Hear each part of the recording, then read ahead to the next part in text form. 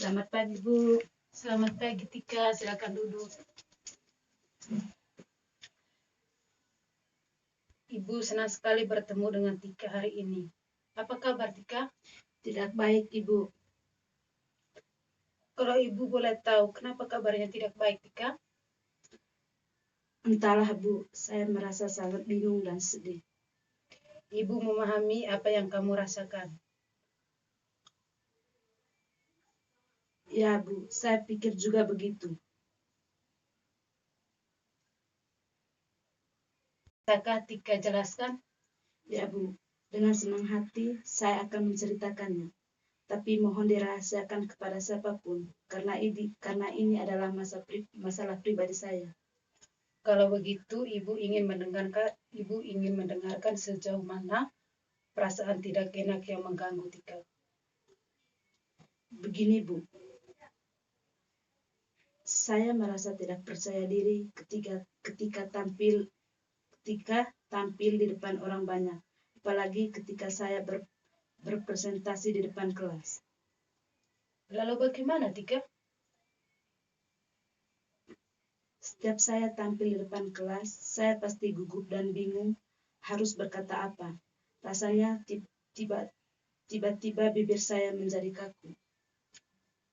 Bisakah Tika menjelaskan lebih jauh tentang perasaan tidak percaya diri Tika?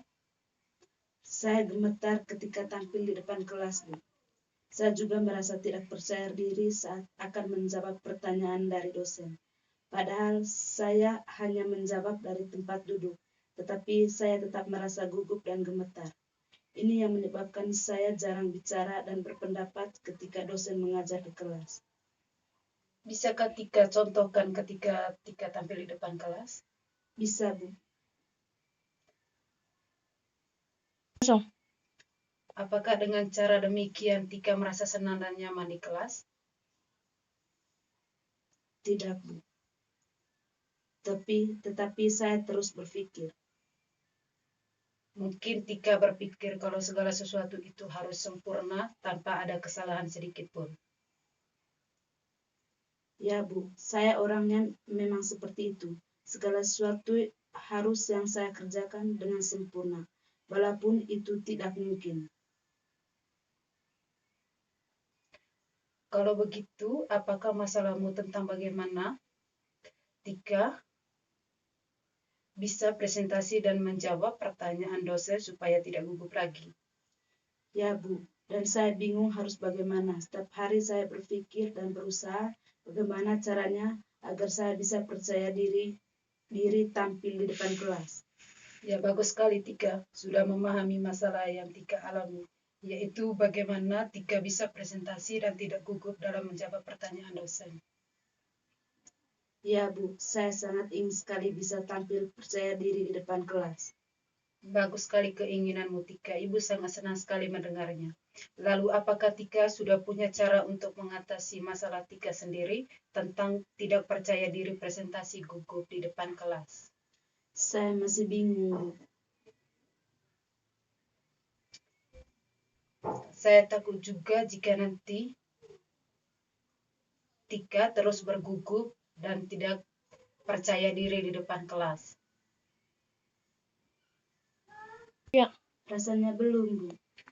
Jika mencobanya saja Tika, lalu kenapa Tika bisa berpikir negatif seperti itu? Nah, itu yang saya tidak mengerti, Bu. Baik, saya akan berusaha melakukan yang terbaik, Bu, agar saya merasa percaya diri presentasi dan menjawab pertanyaan dosen. Baiklah, apa kira-kira rencanamu sementara sebagaimana peganganmu untuk tindakan selanjutnya nanti Tika? Pertama, saya akan berlatih dan belajar dulu tentang materi yang akan saya presentasikan. Kedua, saya akan berpenampilan rapi sehingga saya akan merasa lebih percaya diri. Dan yang ketiga, saya akan berdoa dulu sebelum tampil agar saya merasa lebih tenang. Saya rasa itu yang akan saya lakukan. Bagus, Tika sudah tahu apa yang harus Tika lakukan. Sebelum pembicaraan kita tutup, bagaimana perasaanmu setelah kita berdiskusi atau apakah kesimpulan Tika? Saya merasa lega dan lebih tenang setelah melakukan konseling. Kecemasan dan ketakutan yang saya alami mulai menurun, dan juga saya tahu langkah-langkah apa yang harus saya lakukan untuk mengatasi rasa tidak percaya diri saya ini. Baik, setelah melakukan konseling kita selama 20 menit ini tadi, jadi kesimpulannya, yang pertama, Tika akan berlatih dan belajar dulu tentang materi yang Tika presentasikan. Kedua, Tika akan berpenampilan rapi sehingga Tika akan merasa nyaman saat presentasi di depan kelas. Ya Bu, saya yakin. Apakah masih ada Tika yang mau sampaikan kepada Ibu? Tidak Bu, saya kira cukup. Bagaimana kalau kita tutup pembicaraan ini dan saya mengucapkan terima kasih atas kesediaannya Tika. Sama-sama Bu.